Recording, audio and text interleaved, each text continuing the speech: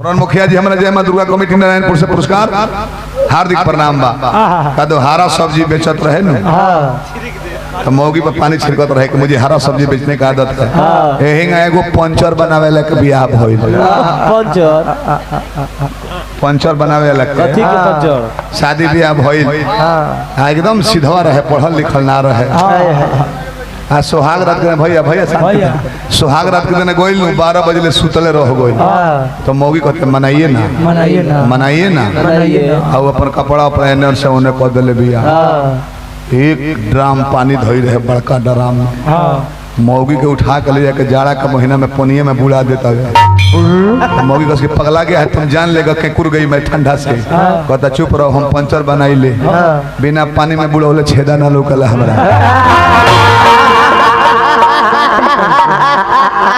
मैं कहाँ अश्लील बताओ कहाँ ट्यूबवा में हवा भर के पानी में बुड़ावे जाला ना तब मैंने लीक कहाँ बा लोकला तो कहता हमारा देखला से ना लोकला पानी में ना बुड़न तो छेदवे ना लोग इधर जवाब हो जब बुलबुला ना छोड़ी देखो एक को लेके हम हेडमास्टर हैं तब का ध्यान तो कहता रहो 35-36 से चुटकुला हमारे यूट्यूब पर बजता अब 45 से लेगा ना अब केहू लागत मुंह से बने नया उम्र बा ठीक बा हमार नया उम्र बा तो भैया के नया उम्र बा दरोगा बानी आ तू 80 वर्ष के पुरानिया हो गए बड़ा होमगार्ड से रिटायर भेल के बोल भाई नहीं बता बड़ तो हमरा दरोगे जन बानी तू 80 वर्ष के पुरानिया बड़ा 55 वर्ष के पुरानिया बड़ा होमगार्ड बड़ा आ वहां के 25 वर्ष के बानी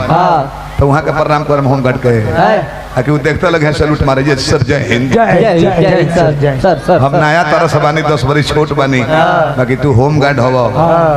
आई एम सब इंस्पेक्टर गौनई के उम्र में ना पद प्रतिष्ठा पर देखो अकेले अभिमन्यु सारा पुरानिया लोग के दांत खट्टा कर देले रहे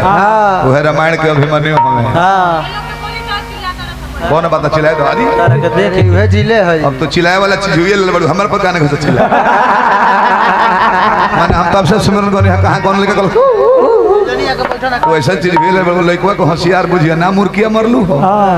तो सबे मुंह करता कहता लइका वैज्ञानिक बने के बेटा तोरा कैसे गड़ल चीज के खोज करबे बबुआ कहां डीजल बा कहां पेट्रोल सबे मुंह करता कहता लाई मुर्की मारत ले घंघरिया उठतल न जमीन में हलल जाता देखो तारे नहर में पानी आइल बा कि ना बबुआ अभी नया बड़ा खेती करे के उम्र नहीं खे